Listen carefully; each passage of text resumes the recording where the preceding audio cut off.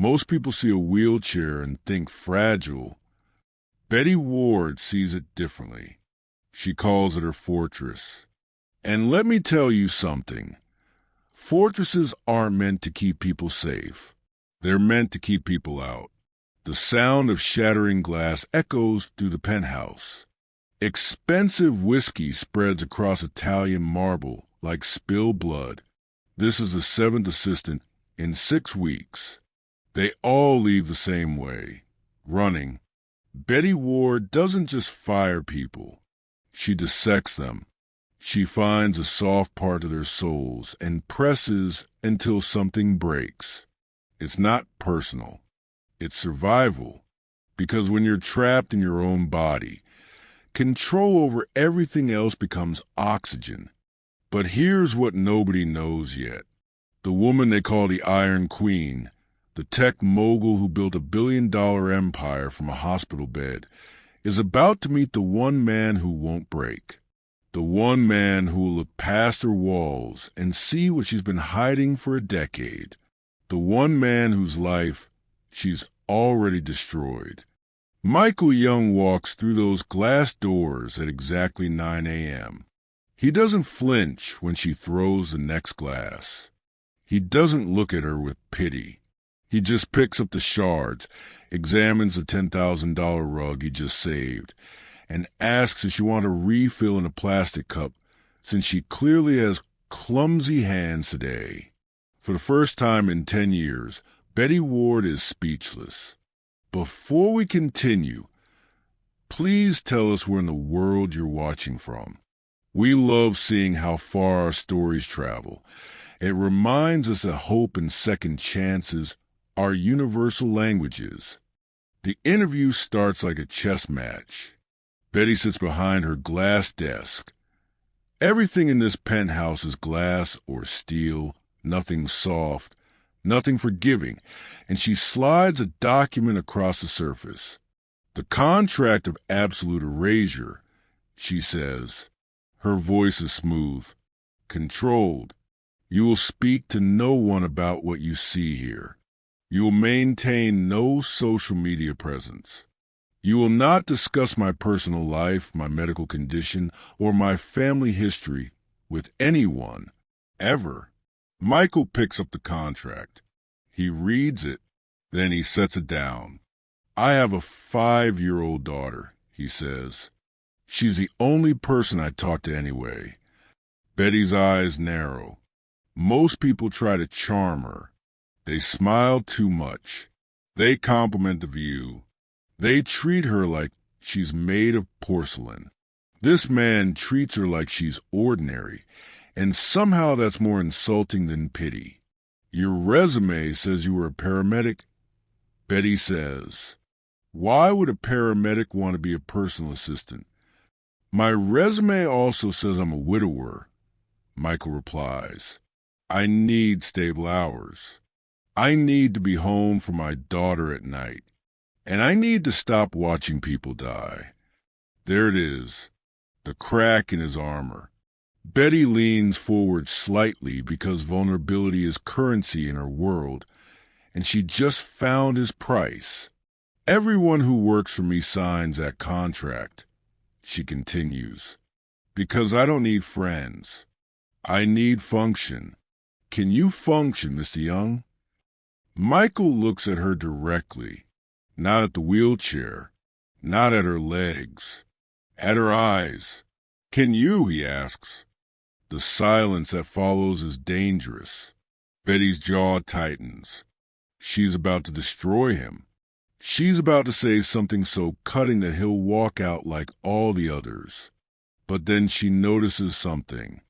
Michael is staring at her wheelchair, specifically at the left armrest. There's a screw loose.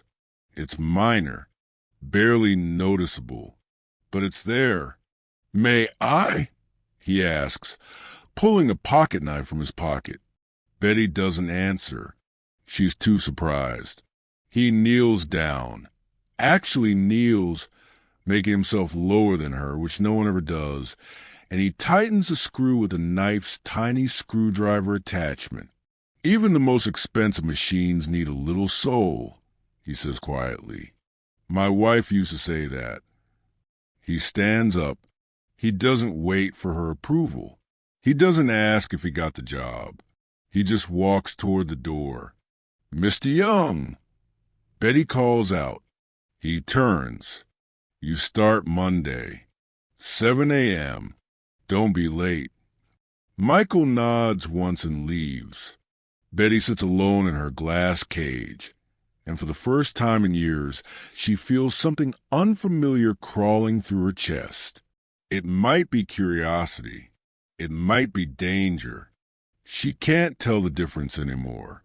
What she doesn't know is that Michael Young walked into her penthouse with a ghost on his shoulder. A woman he loved.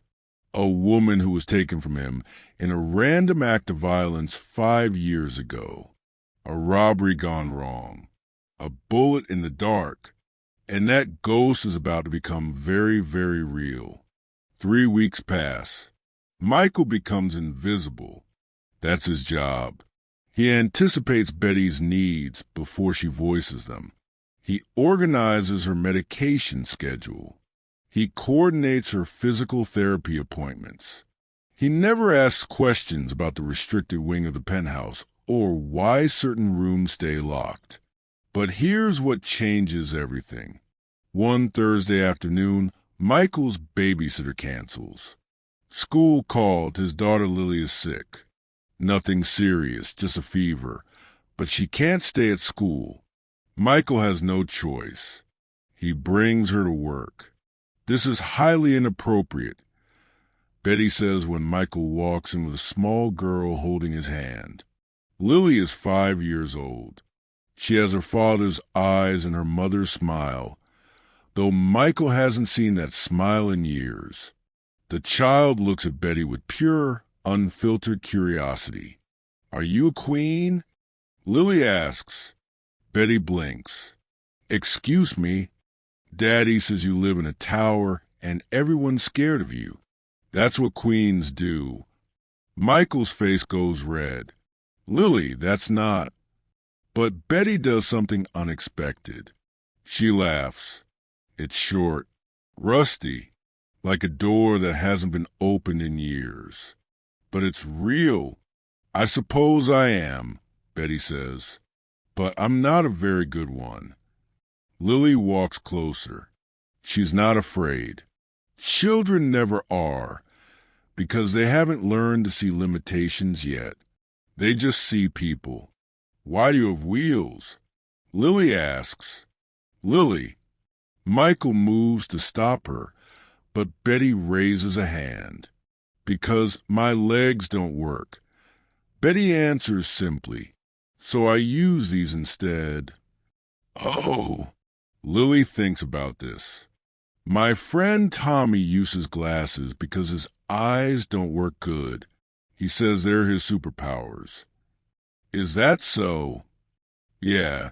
Maybe your wheels are superpowers too. Betty stares at this child, this small, innocent creature who just compared her wheelchair to glasses, who just called her disability a superpower. And something inside Betty's chest cracks open just a little bit wider. Would you like to see something? Betty asks.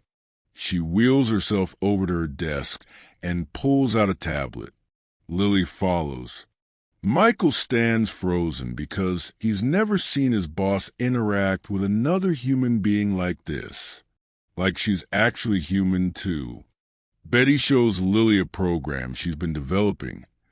An AI system that helps people with limited mobility control their environment through voice commands and eye movement.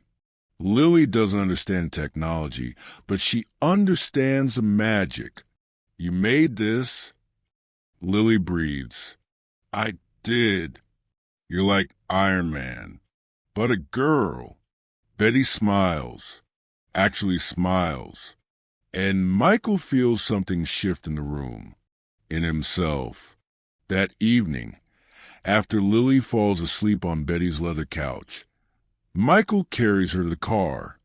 Betty follows him to the elevator. "Thank you," Michael says, "for being kind to her." "She's remarkable," Betty replies. And then quieter, "You're raising her well." They stand in the elevator threshold. The doors start to close, and Michael puts his hand out to stop them. "Can I ask you something?" he says. "You just did. Why do you push everyone away?" Betty's face hardens for a moment. Then it softens again, and Michael realizes this is what progress looks like on someone who's forgotten how to be vulnerable. "Because everyone leaves eventually," she says. "It's easier to control the exit." The elevator doors close. Michael stands there for a long moment, holding his sleeping daughter, thinking about a woman trapped in a tower of her own making. What he doesn't know is that Betty goes back inside and cries for the first time in 5 years, because Lily's innocence reminded her of something she thought she'd lost, something she thought died the same night her father's enemies put a bullet in her spine and left her paralyzed. Her humanity. But humanity is expensive in Betty's world, and the bill is about to come due. Listen, if you've made it this far in the story, you're invested. You want to know what happens next. But here's the thing. Most people scroll past these stories without subscribing. They watch, they enjoy, and they disappear. If this story matters to you, if you actually care how it ends, hit that subscribe button, please. It takes 2 seconds. And if you don't, you'll probably forget about this channel and never hear any other amazing stories from me. 6 weeks into his employment, Michael knows Betty's routines like breathing, morning physical therapy at 6, conference calls at 8, lunch at noon, always the same grilled chicken salad, medication at 2 p.m. Except today, the medication isn't where it should be. Michael checks the usual spots. The kitchen, Betty's bedroom nightstand, her office desk. Nothing. He knows she has a backup supply somewhere. She's too careful not to. Then he remembers. The West Wing. The locked corridor. Betty never goes there. She's never mentioned it. But Michael has seen the door. Heavy steel. Biometric lock. The kind of security you use when you're hiding something valuable or something dangerous. He shouldn't enter. He knows this. But Betty needs her medication, and she's in a video conference that will last another hour. He uses her fingerprint scanner authorization. She gave him emergency access for situations exactly like this. The door opens with a hydraulic hiss. The corridor beyond is different from the rest of the penthouse. Where everything else is glass and light, the space is wood and shadow, dark mahogany panels, soft carpet, and at the end of the hall, a room. Michael pushes open the final door. What he sees makes his blood turn to ice. The room is a gallery. Glass cases line the walls like a museum exhibit. Inside each case, jewelry, watches, photographs, personal effects. Each item sits on black velvet with a small brass plaque beneath it. Michael walks forward slowly. His heart hammers against his ribs. The first case contains a diamond necklace. The plaque reads, Bellevue Estate, 2019. The second case holds a pair of antique cufflinks. Mercer Island, 2020. Michael's hands start to shake because he's beginning to understand what he's looking at. These aren't purchases. They're trophies, stolen goods, evidence of crimes. His father-in-law's crimes. No, not father-in-law. Betty's father, Arthur Ward. the man the media called the Invisible Hand, the Seattle crime lord who was never caught, never charged, never even officially investigated because his operation was too clean, too sophisticated, too protected by money and power. Michael stumbles to the next case, and the next, and then he sees it. A watch, gold, vintage, engraved on the back. Michael's vision blurs. His knees buckle. He presses his hand against a glass case because if he doesn't, he'll collapse. The engraving reads, "To Sarah, forever yours, M." He bought that watch for his wife on their first anniversary. He saved for 6 months. He had it engraved at a small shop in Pike Place Market. She wore it every single day until the night she died, the night she was shot during a robbery outside their apartment, the night the police said it was random, wrong place, wrong time, the kind of senseless violence that destroys families and leaves no answers, except it wasn't random. The plaque beneath the watch reads, Queen Anne, 2021 Collateral. Collateral, his wife, the mother of his daughter, the woman he still talks to in his dreams. She wasn't a person to these monsters. She was collateral damage in a robbery orchestrated by Arthur Ward. And Michael has been working for his daughter, living in his penthouse, falling in love with. The door behind him opens. Betty wheels into the room. She sees Michael. She sees the case. She sees his face. "Michael," she says. Her voice is barely a whisper. He turns to look at her. Tears stream down his face. His hands are shaking so violently he has to clench them into fists. "Tell me you didn't know," he says. Betty's face is white. "Know what?" "Tell me you didn't know your father killed my wife." The words echo through the trophy room, through the penthouse, through 5 years of grief and 6 weeks of hope. Betty stares at the watch and case, then at Michael. Her mouth opens, closes, opens again. "I didn't," she breathes. "Michael, I didn't." But he's already moving, past her, out of the room, down the corridor. The elevator doors close before she can follow. Betty sits alone in her father's trophy room, surrounded by the evidence of his evil, and she finally understands the truth she's been running from her entire life. The money that built her empire, the resources that saved her life after the shooting, the power that protected her from the world. All of it came from blood, and the man she's falling in love with is drowning in it. Michael doesn't come back for 3 days. Betty calls him 17 times. He doesn't answer. She sends texts, emails, nothing.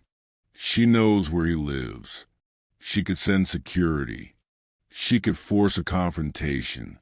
But for once in her life, she respects someone else's boundary because she's been doing her own investigation.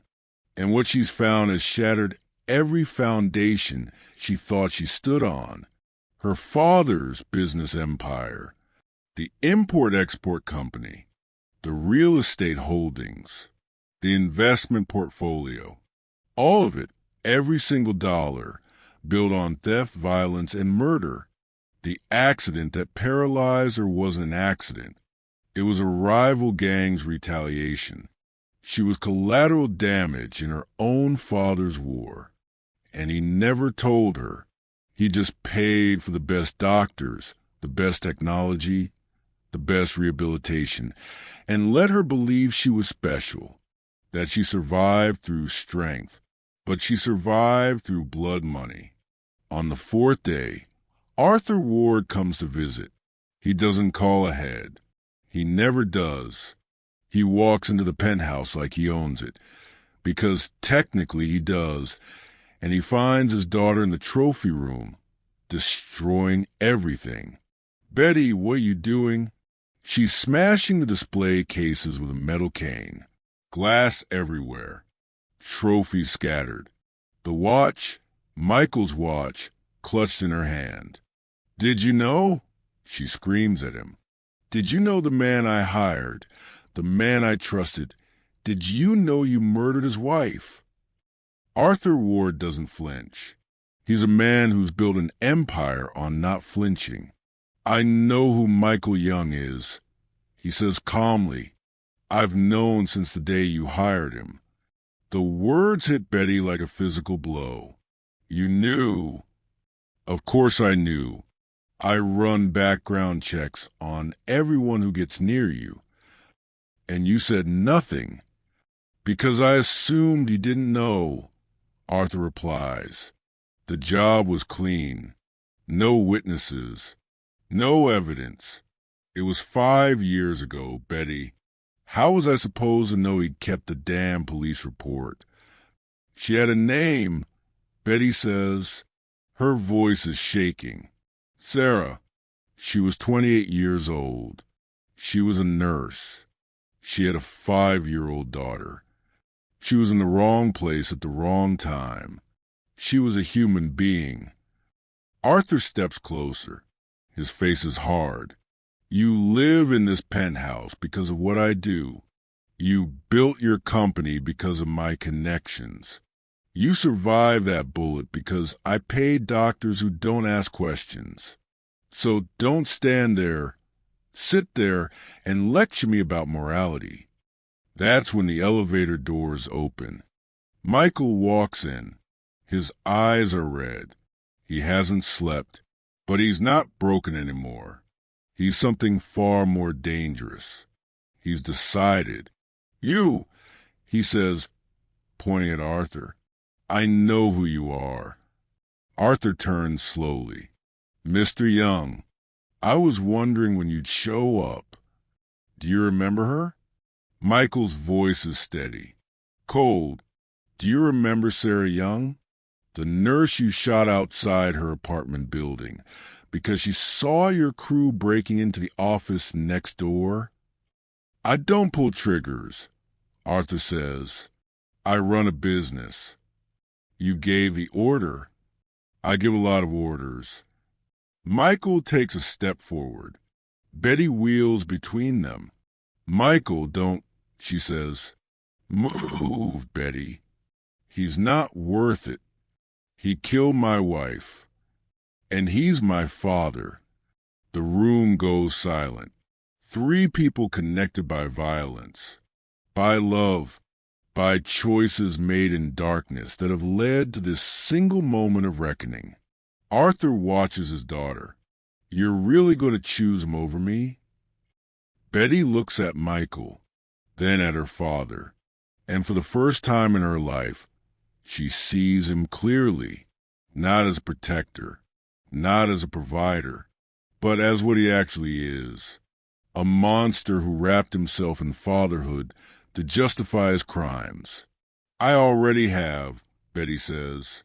She presses a button on her wheelchair's armrest. The penthouse security system activates. Steel shutters drop over the windows. Door locks engage. The elevator powers down. "What are you doing?" Arthur demands. "I'm calling the police," Betty says, "and you're going to wait right here until they arrive." Arthur laughs. Actually laughs. "You think the police can hold me? I own half the department." "You own half the department," Betty corrects. "I've already sent evidence to 3 federal agencies. The trophy room, your financial records, everything. You're making a mistake." "No, Dad, I'm fixing one." Michael stands frozen. He came here for revenge. He came here to hurt the man who destroyed his family. But Betty just did something he never could have done himself. She chose justice over blood. The police arrive 20 minutes later. Federal agents follow. Arthur Ward is arrested without incident because even monsters know when the game is over. As they take him away, he looks at his daughter one last time. "You'll regret this," he says. "I already do," Betty replies. "I regret not doing it sooner." 2 weeks pass. Arthur Ward is in federal custody. The media calls it the biggest organized crime bust in Seattle history. Betty's name stays out of it. She made sure of that. But her company takes a hit. Investors pull out. Board members resign. She doesn't care. The penthouse feels different now. Emptier. The trophy room has been emptied. Every case removed. Every piece of evidence handed over to authorities. But the space still feels haunted. Michael hasn't come back. Betty doesn't blame him. She wouldn't come back either. How do you love someone whose existence is built on your tragedy? She's in her office when the elevator chimes. She doesn't turn around. She knows it's him. She can feel it. "I'm sorry," Michael says. His voice comes from behind her. "I know that doesn't mean anything. I know sorry doesn't bring her back. But I needed you to know." "Sorry for what?" Betty asks. She still hasn't turned around. "For blaming you. For running. For making you choose between me and your father. You didn't make me choose anything," Betty says quietly. "I chose myself. Maybe for the first time in my life." Michael walks around until he's facing her. He looks older, tired, but there's something lighter in his eyes. "I talked to Lily," he says. "I told her what happened. Obviously not the details, but enough. She asked me if I still liked you." "And what did you say?" "I told her the truth, that I'm more than like you, that I think I might love you. And that scares me more than anything, because loving you means forgiving something I don't know if I can forgive." Betty's eyes fill with tears. "Then don't." "Don't what?" "Don't forgive him. Don't forgive the system that protected him. Don't forgive any of it. But don't let that poison your life either. Because that's what my father did. He held on to every grudge, every slight, every injustice until it turned him into something inhuman. And I refuse to let his sins define either of us." Michael kneels down so they're eye level. He takes her hand. "I don't know if I can do this," he says. "I don't know if I'm strong enough." "Then let me be strong enough for both of us," Betty replies. "At least until you figure it out." They sit like that for a long moment. Two broken people in a broken penthouse in a broken world, trying to build something whole from the pieces. Michael stands up. "I need time." "I know, but I'm not leaving. I need time." Betty nods. "Take all the time you need. I'm not going anywhere." He walks to the elevator. The doors open. He steps inside. And just before they close, he looks back at her. "Thank you," he says. "For what?" "For being brave enough to do what I couldn't." The doors close. Betty sits alone in her glass fortress, but it doesn't feel like a fortress anymore. It feels like a starting point, because here's what she's learned. Forgiveness isn't about excusing the crime. It's about refusing to let the criminal live in your head forever. Her father's choices don't define her. His money doesn't define her. Even her wheelchair doesn't define her. What defines her is what she does next. 3 months later, Betty launches a foundation. It's called Second Chances. It provides legal aid, counseling, and financial support for families affected by violent crime. The first family she helps is Michael's. She can't bring Sarah back. She can't undo the trauma, but she can honor her memory by making sure other families don't suffer the same way. Michael returns to work on a part-time basis. He and Betty don't rush into anything. They move slowly, carefully, building trust brick by brick. Lily visits the penthouse every week. She still calls Betty a queen, but now she adds something else. "You're a good queen," Lily says one afternoon, "because good queens protect people." Betty looks at this small, perfect child, the daughter of the woman her father killed, and she makes a silent promise. She will protect her. She will protect Michael. She will protect everyone she can reach with the resources she has left. Because true strength isn't found in the hands that strike. It's found in the heart that chooses to stop the cycle of pain. Let me tell you what this story is really about. It's not about wheelchairs or crime or even revenge. It's about something much more difficult. It's about breaking cycles. See, trauma has a way of replicating itself. Hurt people hurt people. Broken systems break more people. Violence begets violence.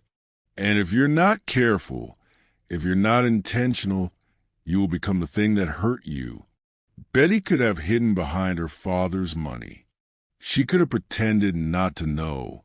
She could have chosen comfort over conscience. But she didn't. She chose accountability, even when it cost her everything. Michael could have killed Arthur Ward. He had every legal defense in the world. Temporary insanity, emotional distress, justifiable rage. But he didn't. He let the system work. Not because the system is perfect, but because he refused to become a murderer in pursuit of justice. That's the lesson here. Justice and revenge are not the same thing. Revenge is about making yourself feel better. Justice is about making the world better. Revenge is quick and satisfying and ultimately hollow. Justice is slow and painful and actually builds something. And here's the harder truth. Disability, whether physical or emotional, doesn't give you permission to stop growing. Betty was paralyzed, yes, but she was also paralyzed by fear, by control, by her father's shadow. Her real disability wasn't her legs. It was her inability to trust, to be vulnerable, to believe she deserved love. The wheelchair was just a visible part. All of us are disabled in some way. All of us carry invisible wheelchairs, trauma, addiction, prejudice, fear. And the question isn't whether you have limitations. The question is, will you let those limitations define your entire existence, or will you find a way to build something beautiful despite them? Betty chose beauty. Michael chose healing. And together, they prove that redemption isn't about erasing the past. It's about refusing to let the past erase your future. That's strength. That's courage. That's the kind of story we need more of in this world. So here's the real question. Did you subscribe yet? Thousands of people will listen to this story and won't subscribe. Please don't be that person. Kindly support what I do here by subscribing. And then drop in the comment section if you like part 2 of Betty and Michael's story. What challenges will they face as they rebuild their lives? How will Betty's company survive the scandal? What happens when Arthur Ward's criminal network retaliates? Let me know if you want to hear more.